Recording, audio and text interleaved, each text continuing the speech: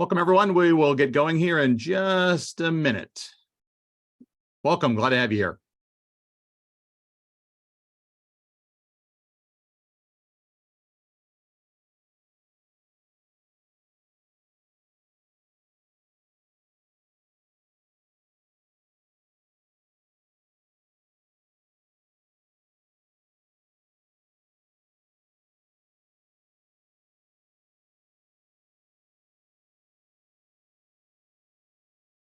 Okay, let's go ahead and get started. Welcome, everyone. My name is Mike Barger. I'm a clinical professor here at Michigan Ross, and I'll be your host for today's event. It's great to have you with us for this webinar we've titled Beyond Oversight and Disclosure, the Growing Need for Board ESG Education. Next slide, please, Sarah. A few notes about today's event. We are recording this webinar and we'll make it available following today's session. We do have a very large group with us today, so we've gone ahead and muted everyone just to help us manage background noise. We've also disabled the standard Zoom chat, but we're using the Q&A function to give you all the option to share your questions. We will spend a good bit of time at the end of today's session addressing them, so please feel free to share your questions as we move along.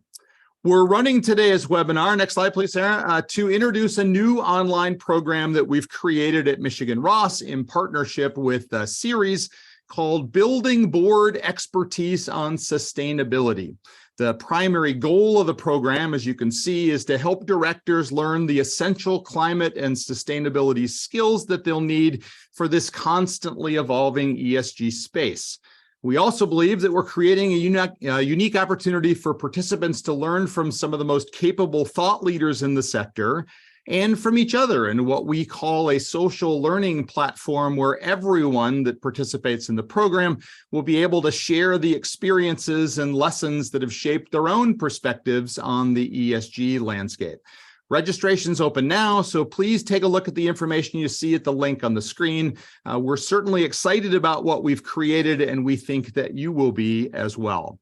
Next slide, please, Sam. I'm pleased to be joined today by some very special guests who I'll introduce in a moment, and then I'll tell you a little bit more about our run of show, and we'll get into the content portion of today's event. First, a little bit about my background. I've been a business leader for most of my professional career and have been on the faculty here at Michigan Ross for about 7 years now. My research focuses on the increasing importance of stakeholder engagement in business. As we've all been experiencing, business leaders are seeing an expanding collection of stakeholders, each with a larger platform and a louder megaphone than they've ever had. So how do we most effectively engage these groups to understand and serve their interests the best that we can? I think that's a pretty challenging question, and I think it will only become more challenging in the years ahead. Joining me today are three experts in the ESG and sustainability space who are not only part of today's webinar, but who have contributed significantly to the new Building Board Expertise on Sustainability program. Our first guest is Elizabeth Doty. Elizabeth is an author, facilitator, and researcher focused on increasing the positive societal impact of business. She currently serves as the director of the Corporate Political Responsibility Task Force at the Erb Institute for Sustainability in Business at the University of Michigan, whose mission is to help companies better align their interactions with government and civil society with their commitments to values, purpose, sustainability, and stakeholders. Our second guest is Tom Lyon. Tom holds the Dow Chair of Sustainable Science, Technology, and Commerce, with appointments in both the Ross School of Business and the School of Environment and Sustainability, what we call Ceres here at the University of Michigan. Professor Lyon's a leader in using economic analysis to understand corporate environmental strategy and how it is shaped by emerging government regulations, non-governmental organizations, and consumer demands. His book, Corporate Environmentalism and Public Policy, published by Cambridge University Press, is the first rigorous economic analysis of this increasingly important topic. And our third guest is Stephen M. Rothstein. Stephen is the founding managing director of the Ceres Accelerator for Sustainable Capital Markets. Ceres Accelerator aims to transform the practices and policies that govern capital markets in order to accelerate reduction of the worst financial impacts of the climate crisis and other sustainability threats. Stephen's 40 years of experience will be critical to exploring the most effective strategies for the accelerator to focus on and to move capital markets towards climate sustainability. Those are our experts that we will be hearing from and interacting with today. Our run of show is pretty simple. We are going to hear from each of my three guests today for about 6 or 7 minutes or so on critical ESG issues that board members simply have to understand going forward. And we're providing these short presentations today, both as an introduction to the issues directors are facing today and to highlight key concepts that we've incorporated into our new program. At about 11:30, the bottom half of the hour here, wherever you happen to be, we will open the floor for Q&A. So as the questions are coming in during the presentations, we're going to hold those questions to the end of these short presentations, and then we'll spend about 25 minutes or so responding to them. And then at 11:55, we'll have a short wrap up. So that is our run of show. Okay, I hope that works for everyone. It's great to have you here as we transition from our introductory slides over here to our first speaker. Our first topic today is an overview of the rapidly evolving landscape of climate and sustainability disclosure from my guest, Stephen Rothstein. As a reminder, use that Q&A function and we'll try to capture your questions as we move along. So Stephen, can you hear me okay today? I can. Thank you, Mike, and thanks everybody and all of our colleagues. It's great to be with Michigan, and we're excited about today's webinar and even more importantly about the course that you talked about. And hope all of you go to the website and take a look at it for you or your colleagues. And so I want to talk about disclosure, and I don't think there is a more important topic with what's happening with investors. Literally yesterday's announcement from ISSB, which I'll talk about overall. The fundamental issue is that, as the slide says, that what investors are saying to companies, and many of you, if you're directors or you're advising directors or your investors have already experienced this, that for the last many years, but particularly in the last few years, that investors are saying they need more information. That fundamentally you can't manage what you can't measure. And so that as climate is a growing risk to our society, last year, according to NOAA, our country had $165 billion of economic loss because of fires, floods, tornadoes, heat waves, things like that. 3.4 million people became homeless, some temporarily, some permanently because of climate. And our country passed the largest package through the IRA and other things. So there's both enormous risk and enormous opportunities. What investors are saying to companies is they want to understand what those risks are, and they need to know that. So that's why common disclosure, a common element of disclosure is critical. And that's a physical risk and transition risk. Imagine if you're a electric car company, you're all these new parts and elements. And imagine if you're a company that sells spark plugs, that in 10 years from now, the majors aren't going to be buying anymore as they go all EV. So there's enormous physical and transition risk. That this is also a worldwide phenomenon, which we'll talk about in just a minute. 20 years ago, there was very few voluntary disclosures.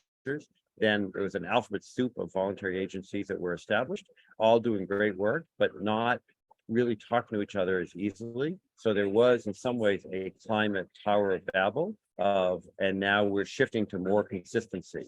Next slide, please. The SEC is, and many of you are involved with this, many of you may have even submitted comments. A year ago, March, they proposed rules, very comprehensive set of rules. They'll be coming out with the final rules, they say in the fall, we're not sure exactly. But to put it in perspective, that will be part of a global movement.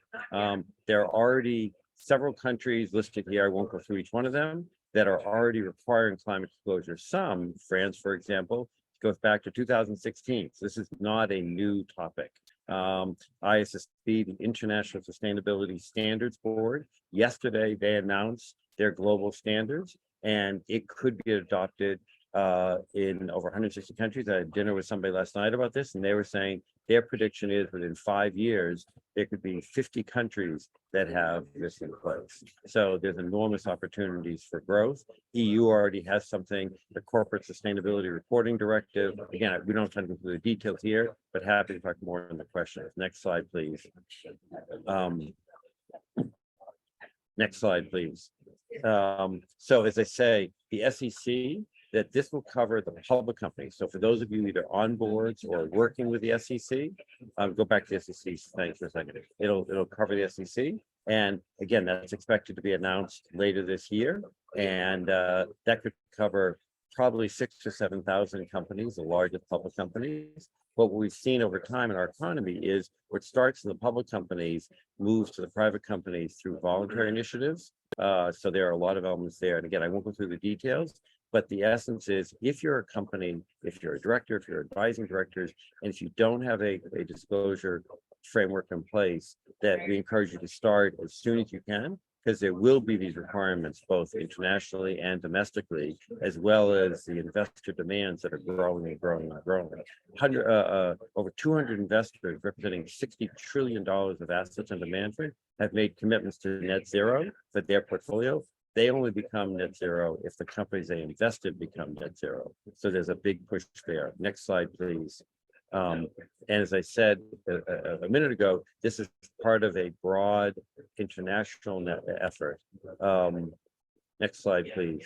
That you'll see there this harmonization of the work. So TCFD, which is a task force for climate-related disclosures, this started by Mark Bloomberg and the UN and others, and then move forward on the others. And so there are these other elements that have come together. There used to be, I won't go through all the alphabet soup, but a variety of different ones that have come together. And then, as I say, the IFRS, which is the internet, that's a group that does the accounting standards around the world in 140 plus countries. They set up 2 years ago the International Sustainability Standards Board. They issued their rules yesterday. That will be in effect. So if your company operates in a number of jurisdictions around the world and are of a certain size, that you'll have to meet these, even irrespective of whatever the SEC does as part of that. So there's enormous opportunity and risk. Many people, I'm at a conference now, many people see disclosure as a competitive advantage, that you can share information and that will attract investors, employees. 75% of employees, according to a recent survey, want to work in a company that shares their values. And so disclosure is a big part for both investor element, competitive pressure, as well as recruitment. Next slide, please.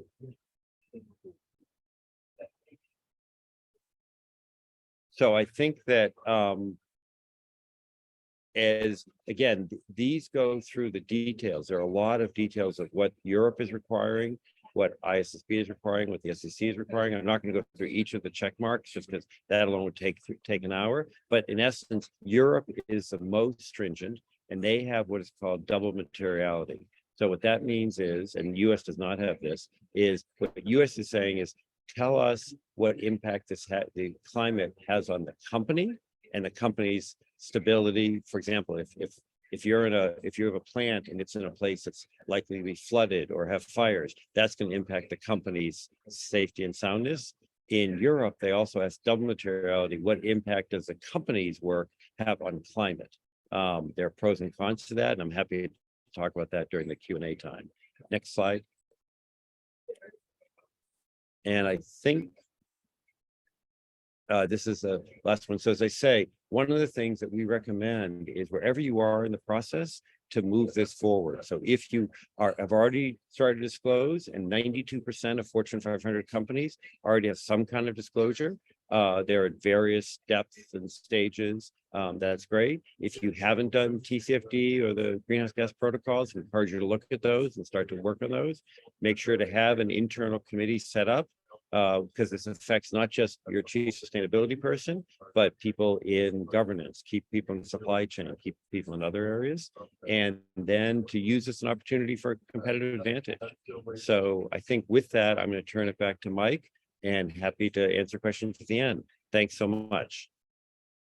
Great. Thanks so much, Stephen. Really appreciate your comments there. And there was a lot of material on changing kind of requirements for directors going forward. So I hope that stimulates some thinking and generates some questions for the second half of today's program. Now we'll hear from Elizabeth Doty as we get Elizabeth's slides up for you all, who will provide a perspective on policy engagement and the role of the board. Elizabeth, can you talk about the Erb principles for corporate political responsibility and the challenges board members face to perform effective oversight? Sure, in 6 or 7 minutes. Excellent. And I know this is one that takes longer conversations. In effect, I'm going to make a pitch that I know it's difficult, I know it's complex, but to the title of the webinar, this is a place where board members need to use all the diversity of thought they can and the breadth of their perspectives to form a point of view on things they've never had to dig into before. And as Stephen argued, disclosure shines a spotlight. It can be used as a competitive advantage. We know it creates a burden on management. And I think, Mike, can I just check here that my slides are showing fine? They are. Looks good. Okay, Great. Thanks. Great. But the other thing to remember is that these disclosures were created for the very reason Stephen talked about, that investors could not distinguish companies that were actively managing risk and investing for the future, especially where there were intangibles. And I think the board could take that proactively as a mission and an opportunity as disclosure increases. I want to speak particularly to one element of this disclosure that may be surprising to folks, but if we connect the dots, you'll see that there's increasing interest from investors over and over and over again to understand companies' influence on policy, politics, and civic discourse. One possible example to consider is in the CSRD, here referred to as ESRS G1, there is a disclosure requirement for political spending and lobbying, including your positions.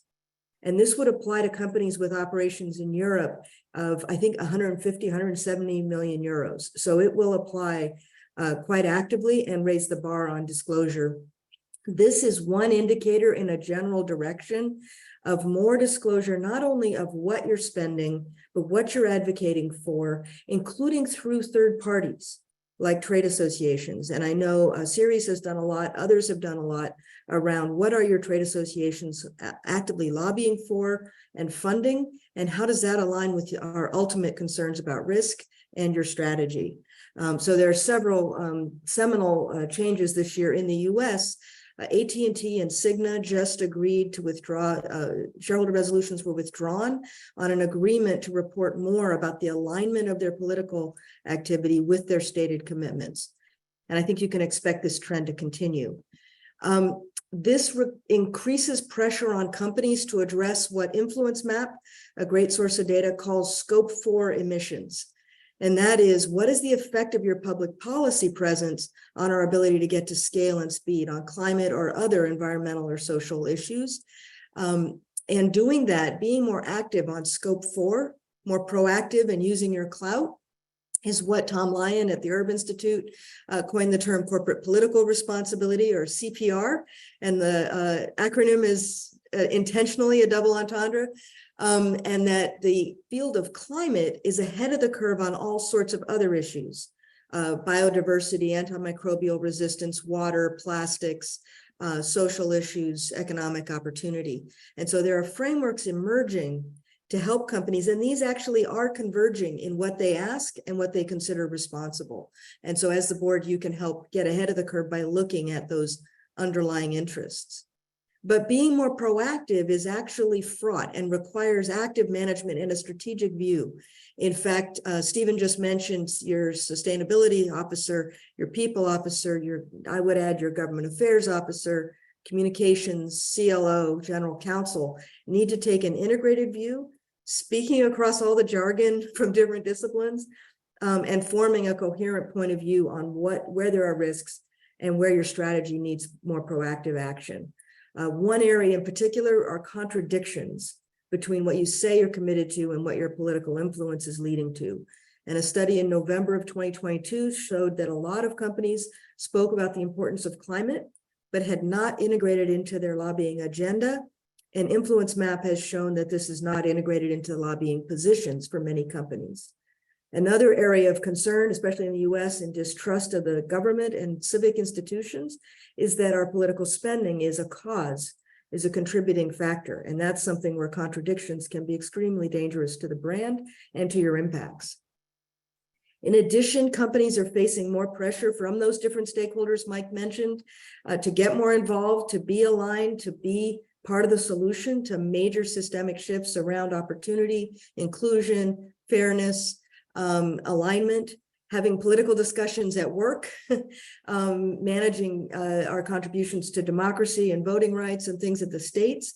Companies contribute up to 60% of the funding to major state level groups that fund state legislatures, attorney general, et cetera. So these are going to be called to account. And as a board and management, you'll need to have a point of view. At the same time, we all know, especially in the US, but elsewhere, there are increasing challenges to the legitimacy of corporate action within your own operations, but especially on your political influence. And on what basis are you engaging? Are you distracting from the business and your fiduciary duty? And are you encroaching on civil society? And in the face of this, it's tempting to shy away and pull back and hunker down and wait for the dust to settle.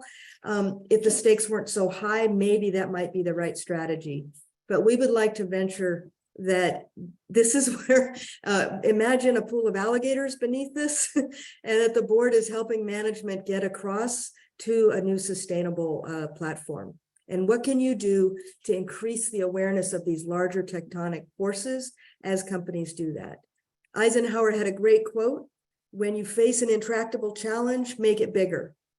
And by this, I mean, bring in the context, dive into the issues and form a point of view with all the humility you need to have on questions of voting rights or of fairness or economic inclusion or social justice.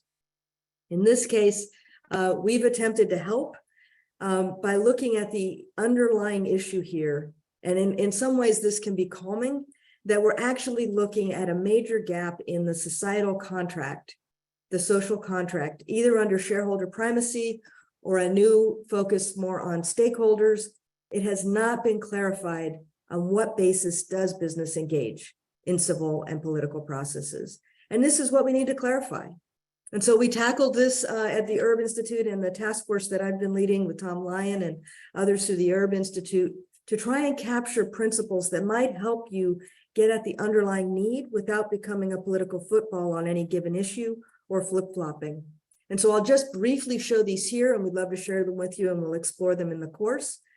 We've outlined a principle on what legitimate basis do you engage, and this one includes double materiality, as Stephen talked about earlier, considering your impacts as a reason to engage and a responsibility. What does it mean to be accountable? Accountable to what? Including your fiduciary duty, but also the commitments you've made to sustainability and stakeholders and a purpose. How do you strive to do that, including through your third parties? Your values are likely not enough guidance on what to do around issues related to environmental sustainability or democracy or an economic opportunity based on competition. And so we've crafted 3 or 4 elements of responsibility that go beyond whatever your company's commitments are to non-negotiables: competitive markets, strong constitutional democracy in the US, healthy civic discourse, and avoiding harm to the environment and to human rights. And finally, transparency, not only to meet disclosures, but to foster trust and informed choice. So these are available to help companies as a touchstone. We think you could use them on 3 levels. The most pragmatic level is to manage brand risk. What do you do to make sure you have a consistent basis to make decisions and articulate them, to minimize the risks when you have to say no, and to step out when you need to step out? More strategically, you could go to what is the policy that we need for our sustainability strategy, taking a broad view, for example, on regulation that might actually help and create market incentives for the sustainability you know you need. And finally, what can your company do to reduce the chaos in the first place? How are you part of this system, and how might you collaborate with others? For example, joining those who have already signed on to the Erb principles in calling for CPR to be a norm. And I'll stop there. I hope we have to continue the conversation in the course. Excellent. Thanks so much, Elizabeth. That was really helpful. Another interesting Eisenhower quote that I think applies to what we're doing today is, plans are worthless, but planning is everything. And what that calls to mind for me is the notion that sometimes our best preparation isn't about having the right answers, especially in an environment that's changing all the time, but it's kind of knowing the questions to be asking, right? And that's what we are trying to present here in this webinar today. And then in the course itself, we will help you work through kind of the best solutions for your organization. I'm watching the Q&A here, and we're seeing some questions come in, but my guess is there are a lot more questions out there. And so please don't be bashful. We really do want to hear what's on your mind, and we are going to take the second half of the program today answering those questions. So no question is too specific or small. Let us hear what's on your mind. So last and certainly not least, we're going to hear from Tom Lyon on the expanding importance of sustainability issues for boards, as well as the growing range of ESG risks and opportunities that are faced by directors. Tom, great to have you here. It's going to be a real challenge for directors to keep up with all the activity in the ESG space. How can they make sure that they're prepared to meet what feels like a constantly expanding list of obligations to a constantly growing list of stakeholders? That's one of those great questions, Mike. So thank you for the introduction. I'm going to take a little bit of a broader perspective than the last two talks, but I think that's great. We'll just kind of back up to a slightly higher level perspective. Starting first with perhaps the most important reason boards are paying more attention to ESG lately is that investors are demanding it. So if you look at the amount of assets under management that have an ESG mandate or a mutual fund that's driven by ESG considerations, PwC issued a report last year showing those numbers have risen very rapidly. From 2015 to 2021, $127 trillion in assets under management in 2021 relative to only 76 in 2015. So a massive rate of growth that's really caused a lot of boards to put some focus and attention on ESG issues. Now, this is not an easy world to operate in because that growth reversed sharply in 2022. Morningstar shows that the growth in ESG fund inflows turned around very sharply. So it was rapidly rising up through 2021, and we've seen a marked pullback in 2022, leaving boards and leaving CEOs and investors pretty confused as to what the future might hold. And at the same time, ESG, as you're probably well aware, is getting embroiled in the culture wars. So not just is the amount of money flowing into funds dropping off in 2022, CEOs are not talking about sustainability and diversity as much during earnings calls in the past year. Now, that change may or may not have been driven by this gentleman, Leonard Leo, the head of the Federalist Society, who recently picked up $1.6 billion in funding to run his various campaigns, one of which is a multi-million-dollar effort to send out anti-ESG messaging and legislation. So Leonard Leo was successful in putting 3 members of the Supreme Court in place. He's a powerful gentleman. He's probably had something to do with this pullback. At the same time, you get longtime sustainable business experts like Andrew Winston writing in Harvard Business Review, business leaders must resist the anti-ESG movement. It's a tricky time to be a board member or a CSO when dealing with ESG issues. So it's really important for boards to keep a cool head during this period, especially after watching the Bud Light brouhaha that caused Bud Light to fall from the leading beer brand in America. Now, keeping a cool head is really important for other reasons too. When we think about other risks, material risks, we need to remember the planet is burning up. And this is going to affect every company in the world, and boards need to be prepared for that. Now, it can look very different depending on where you are in the world. It can look like this in Los Angeles when the fires are approaching Interstate 5 and cars were trying to escape LA. Many of us in the US, in the eastern part, and even in the Midwestern part of the US became very aware of how many wildfires there have been in Canada recently, as we watched the smoke clog our fields of vision and our air in New York, Boston, DC, Michigan, Minnesota, all over the place. So it can look like this. It can also look like this, as it did in Detroit a couple years back. Floods are another sign of what's happening with climate change. And if you map these across the country, you see this diversity of impacts and damages from climate change. Wildfires out here in the West, serious, severe drought in the Southwest. As you probably know, the southwestern states of New Mexico, Arizona, and California are battling over what to do about the dwindling water that's available from the Colorado River. Hailstorms, massive hailstorms have been happening in the central part of the country. Tornado risks have risen in Tornado Alley. Hurricane risks have gotten worse in the southeast. And then we get massive winter storms in the northeast.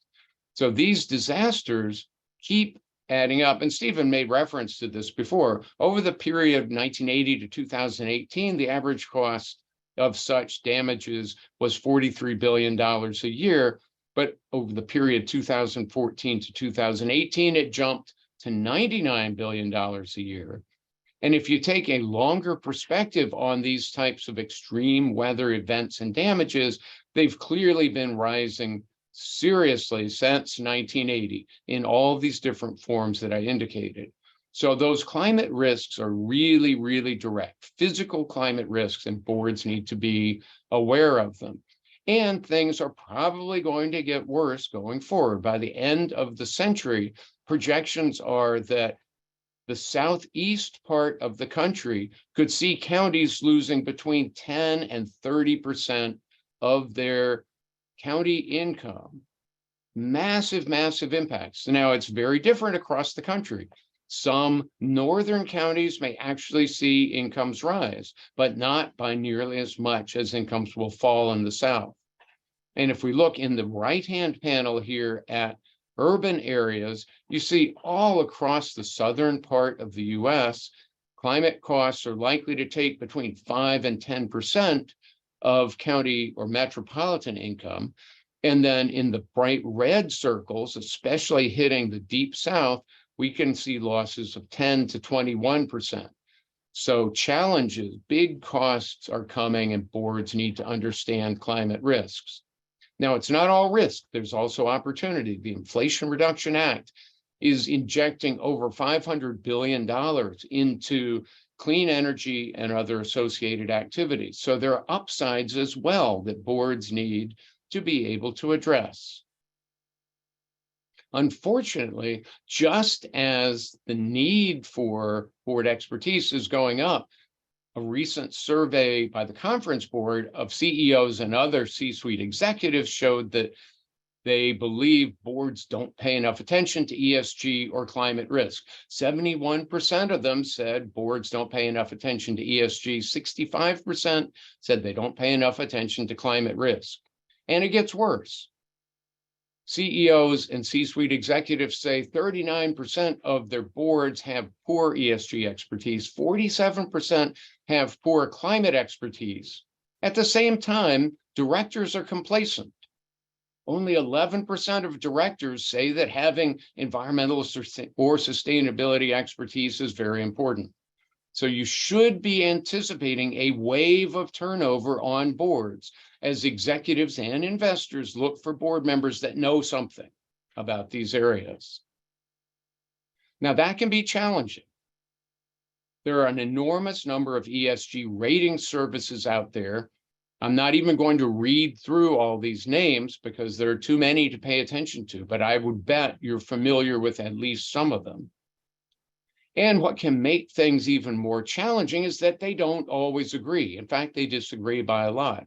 MIT researchers came out with a paper called Aggregate Confusion a couple years back that looked at the correlation between different ESG ratings. So what you see in this graph is the value of a benchmark rating. They used Sustainalytics, and they looked at how did it correlate with the other ratings shown here on the right. And you could see if they all agreed, it would be a straight line, but there's an enormous amount of variance. So for directors, it can be hard to know which rating should I pay the most attention to. And it's easy to just reject them all and say, oh, clearly they don't know anything. But a very recent study, just hot off the press from Morningstar, looked at the performance of ESG funds and says in the medium term and long term, ESG funds do indeed outperform. There's no evidence that even over the medium term, ESG funds underperform, and there's quite a lot of evidence that they overperform other types of funds. So in summary, now is not the time for boards to be putting their heads in the sand and saying ESG and climate issues are not germane. Instead, now is the time for board education. That's why we're offering this course, and I really look forward to moving into the Q&A period now. Excellent. Thanks so much, Tom. Really appreciate it. We have had some questions come on in while you were speaking, which is good. My sense is there are still lots of questions out there. So clearly, from what we've talked about today, there are many issues that directors need to be considering in this space. And I hope that for everyone that's joined us today, you have a better appreciation for both their complexity and the increasing importance of these issues. So now we'd like to move to the Q&A portion of the event. I would encourage you to continue to submit those questions, and we will take them as they come in. I would ask my three guests today to certainly look at the Q&A, and if there's anything that that jumps out at you as something we'd like to spend a little bit of time on, please do so. But I think I'd like to throw our first toss-up question out there to all three of you, because I think it kind of hits right in the right between the eyes here of what we're talking about. And the question is from Luis Hernandez, came in just a few minutes ago, Tom, while you were wrapping up. And the question is there a trade-off between doing good and doing well? Why do some say that this is not a win-win situation? I know we hear that all the time, and I'm sure all three of you have something to say about that. So who would like to kind of jump in as a toss-up here to get us going? I'll kick it off, if that's okay. Sure. So over the long term, there's absolutely no trade-off. And in fact, just the opposite. If you're not thinking about the broader stakeholders, then we don't believe you're meeting your fiduciary responsibility. So in the short term, you could have a company that doesn't pay employees well. And in the short term, you're saving money, but then they're going to have turnover. Or you could be a company that doesn't do enough with research, save money in the short term. But again, you're not going to be generating new products or not spending enough on safety or on climate protection. So there are, if the question is, can you do better in the next quarterly returns? Yes, you can by not investing. But if you're thinking about even a medium term, 3 to 5 years, never mind a long term, then the answer is no. That is, and particularly on climate, as Tom showed so brilliantly, the risks and the opportunities are enormous. Again, just take an automobile for a second. There are hundreds of parts that go into a car company that within a decade, they won't be selling. So if you're a spark plug company or anything else, your sales will be dramatically different, if at all. So that's a risk, but it can also be an opportunity. There is also massive amount of money.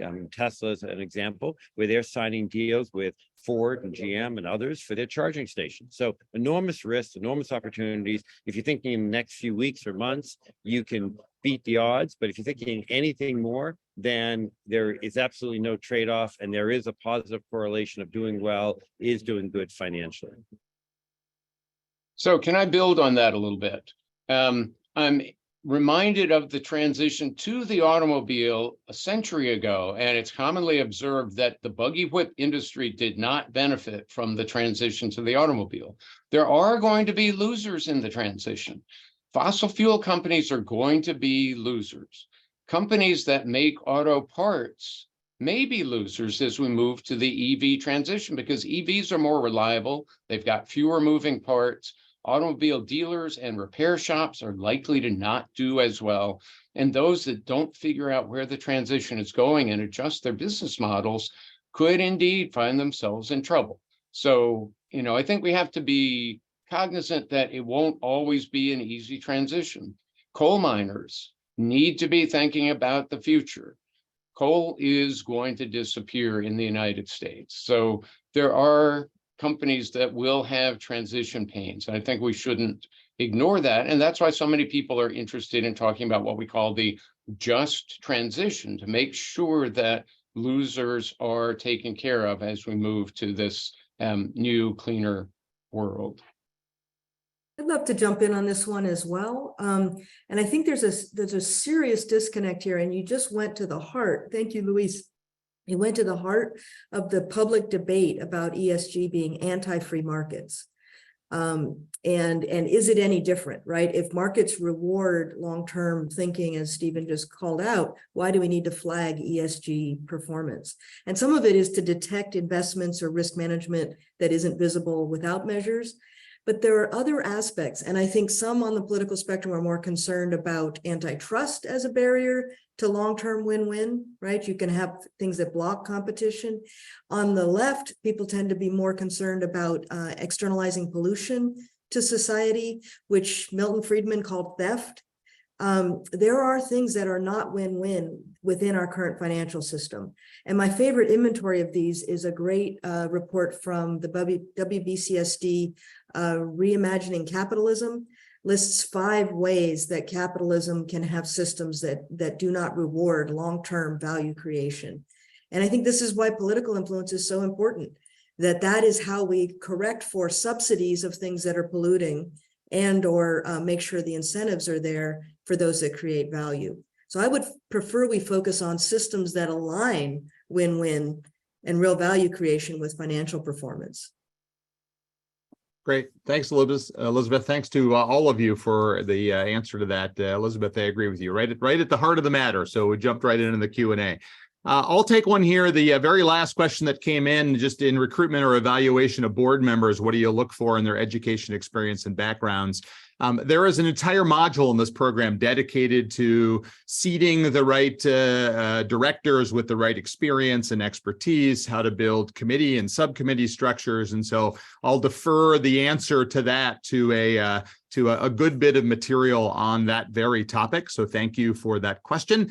The next question I want to go to here, Nina shared it, and I think it's a good one.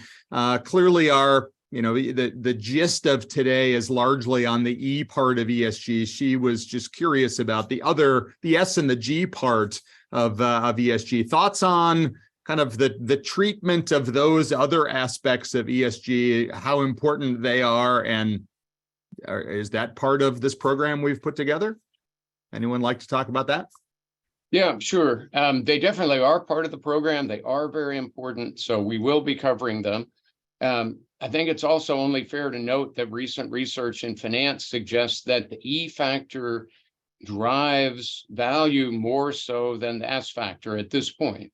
Maybe that will change in the future, and that's not a comment on the ethical importance of human rights. It's just a statement of where financial markets are currently. Yeah, I agree completely with Tom, both about the market and his point about the importance. But there are companies, we all know companies where they have a great record on worker rights and some that have an awful record, and that is affecting them in their reputation and their stock price. It clearly affects them in recruitment. Every company is facing recruitment challenges. I said earlier, 3/4 of individuals want to work in a company that is aligned with their values. Actually, there's another poll that showed, I think it's 41% of people would move to another company if they could find a similar job at a company that more reflected their values. So that's important. The SEC is currently working on a human capital rule, expected to come out in the not too distant future. So there are those areas. And for the companies that operate internationally, there are rules in place now in the S and the G for many of those enterprises. Great. And I would just add, this is one reason where information helps, because right now investors can't tell the difference between a company with high turnover and low turnover, a company that doesn't benefit from diverse perspectives and career paths. So the information and the convergence of measures really helps here. Also, when you look at the expectations in society and a lot of the conflict right now, there is a shared value on fairness. There's a shared value on a society where working hard leads to financial rewards, and we haven't seen that in wages in the past 40 years. So there's going to be a growing call for good jobs, fair wages, investing in the future for employees. I just saw a report from American Compass calling out worker opportunity as a key factor, and you have less conflict in society, to Tom's point earlier, when people have a sense of opportunity. I also want to speak to the G. I think G actually is one of the less developed aspects of ESG, but it's critical. I mean, it's in some ways it underlies the other two and how you approach them. And we consider CPR, how you engage in the political sphere or policy sphere, as part of G. And does it enable society to reach its goals? Does it align financial incentives with value creation? It also includes your area, Mike, the stakeholder engagement, and how do you engage people in these decisions and policies where there are big trade-offs. So G is critical to enabling the other two to be impactful. Excellent. So panelists, you have been scanning the Q&A there. We've got about 10 minutes left in our Q&A. Did any of those questions jump out to you as something that kind of would be worth a little bit of an exploration here in our last few minutes? Otherwise, we'll just dive in, but wondering if you saw anything there that jumped out. Well, one that, go ahead. Go ahead. No, Tom. Well, it'd be funny if we were looking at the same one. Jeff had a question about how soon will boards have to consider or engage third-party assurance to meet SEC and global requirements? And would this help reduce the risk of compliance violations? Yes, it would help on the risk of compliance violations for sure. I don't know that it will be mandated. I mean, that's just a prognostication about the future. I don't think we can really say, but we can say that more and more companies are choosing to engage third-party assurance. And I think that trend will continue. And I bet Stephen knows more about that trend than I do. So Stephen, do you have other thoughts on that? That is funny, Tom. That is exactly the same question I was going to pick. That's fantastic. So I agree with what you're saying. Three things. First is there are places abroad, depending on, for those of you with companies and operations in other places, that assurance is required today and will be required soon, number one. Number two, that more investors are asking for this and all the time. In the draft SEC requirement, so if their draft is implemented, which we don't think it'll go that far, but if it's implemented, they do have assurance starting with the largest companies and phased in over 4 years to the small and medium size. Again, these are only the public companies, so the 7,000 that are public. So it is, if I had to guess, I think it is likely they will have some requirements for the largest companies that they define, but the timing, I don't know. But either way, this is where getting ready, because if the requirements that you have to do it within a year or two, if you've already done it and you've already put that in place. So we encourage all of you, if you don't have that in place, to have a system to work with an outside company, whether it be a auditing firm or a third-party engineer or whatever. Make sure you feel comfortable with their system, and that'll just help you go forward. And many folks, while there is a cost for the assurance process, have found that that process has saved them money on looking at their operations. So with that, back to you, Mike. Great. Thanks, Stephen. Well, I know that Elizabeth is typing an answer. I hope it just went away, but I think for the group, this is an interesting one.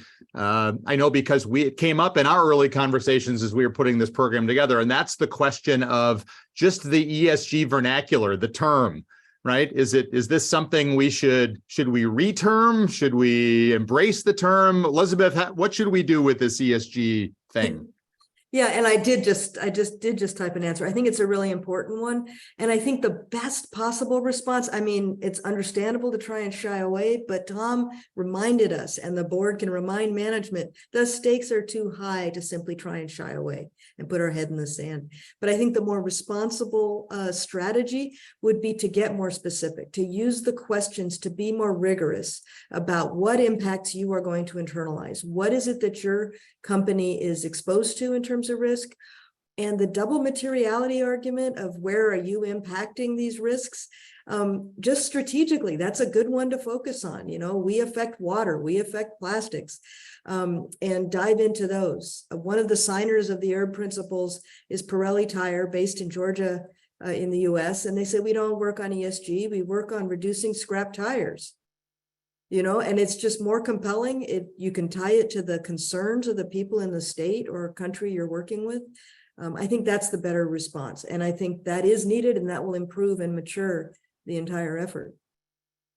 Yeah, I agree completely with Elizabeth. And just to put some numbers on it, we had a poll done recently when 1,500 people were asked, and they said, "What do what's your opinion of ESG?" 75% of the people did not know or gave very wildly different answers. So there's not a lot of knowledge in that. But when you say, "Do you think a company has an obligation to address climate risk?" Over 80% say yes. Do you think a company has an obligation to think about its workers' rights and safety? 80% say yes. So as Elizabeth said, getting to specific areas that you're working on, whether it's the E, the S, and the G, and what you mean by those is absolutely critical. We don't have the time to waste on any of those. So whether the company uses the terms ESG, I'm agnostic on that, but focusing on the areas we're passionate about. And just to chime in one thing that runs the risk of wading into the culture wars a little bit, but I think boards need to think about this. Part of the reason that there's so much divergence in the ESG ratings that I showed you before is that we accumulate them all together. We just throw it into a big pot, and that obscures the way different ratings companies weight these elements. If you break them out individually, there's a lot less confusion about it. But part of the reason there's been this attack on ESG is because of that divergence in scores and the accusation that ESG funds are greenwashing because they may not be performing enough better than other funds. My interpretation of that is that I fall back on the efficient markets hypothesis, an old Chicago school notion that investors will use all the information available to maximize returns. And when they see ESG investors making more money, they copy it. And so ESG investing is going to perhaps be ahead of the curve, and then the rest of the curve will keep catching up to it. And as Larry Fink has said, he wants to transition their portfolios so that their ESG portfolios are their mainstream portfolios because he sees it being so valuable. So all of that is to say, I agree with Elizabeth and Stephen that breaking things down really helps. And the failure to do that has been part of the reason there's some controversy lately. Yeah. Is it Well, okay we are to just add about to something the there, end of Mike? our time. I'm sorry, Elizabeth. Go ahead, please come in. Can I just add one other thing, though? I Sure. think we should clarify that what people are talking about, for example, Zingales and Hart just had a paper on shareholder value and looking at shareholder welfare and the ultimate benefits to investors. I think companies need to be clear that their impulse to ESG was to fulfill the premises of free markets and free enterprise. This idea that it's imposing a political agenda is just contrary to what most people are actually intending to do. And so that needs to be responded to. And it's an area of shared interest. This will benefit the actual people in these states that are concerned about it. So I think that's an area with some communications professionals could really help. So thanks for the extra time on that. Excellent. No, thanks. I just wanted to bring us to a bit of a close here. We've just got a couple of minutes left, and I would love to hear from each of you who spoke today. Just a short summary, if you will, of so what happens if our boards, if our directors are not dedicating time to developing their capabilities and understanding of the ESG space? We've got a new program coming out. There will be others. I think our belief collectively is, find a program, find a way to get smarter on these things. We've got a solution that we like, but find a way. What happens if we don't kind of lean into this? Stephen, can you get us started there? We'll go in the order of speaking.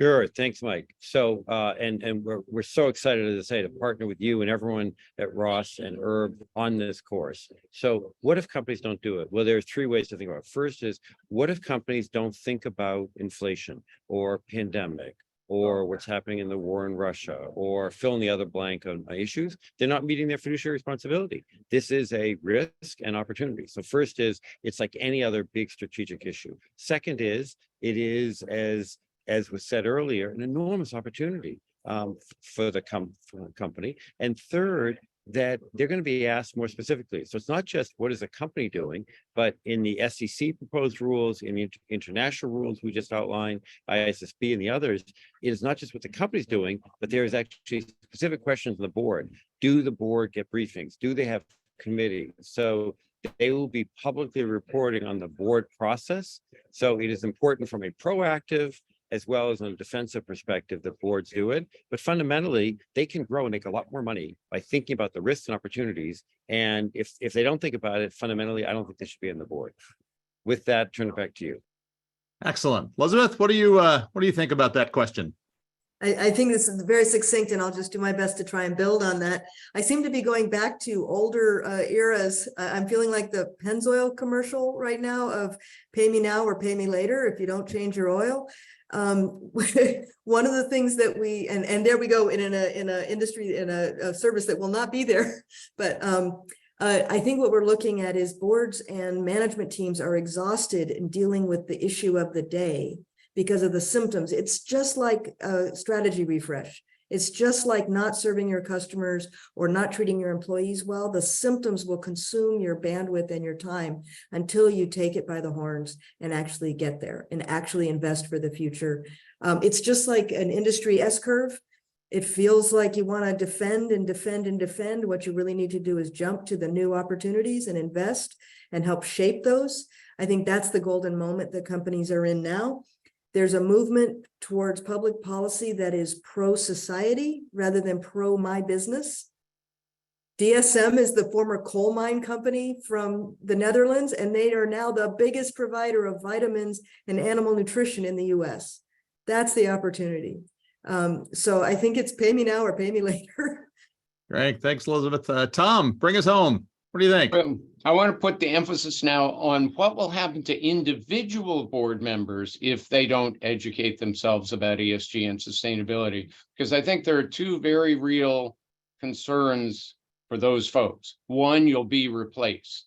And the statistics I showed you about executives thinking boards are not equipped should be scary. Second, you could be sued. There's been a lawsuit filed against Shell's board of directors for failure of fiduciary responsibility for not thinking about ESG and sustainability. So for individual board members, there are very important reasons why you want to become educated on these topics. Excellent. Well, with that, Sarah, if I could get you to put the final slide back up for us, if you would be so kind. I want to thank all of our panelists today. It was great hearing from all of you. Thank all of you for joining us today and for sharing your questions. I hope you found this a really good use of time, and it helped you think a little bit more about how to best prepare your directors for their responsibilities, particularly in this ESG space. We, again, are very excited about the partnership with Ceres, the program we've put together. We hope that you take some time to explore what that program is all about and how it works and why we are so excited about it. And certainly, if we can answer any questions for you about the program, how it works, what it's designed to do, we would certainly be happy to answer them. So with that, thank you all very much for joining us, and we hope to see you somewhere down the road in the program. Thanks, panelists. Have a great day, everybody. Thank you.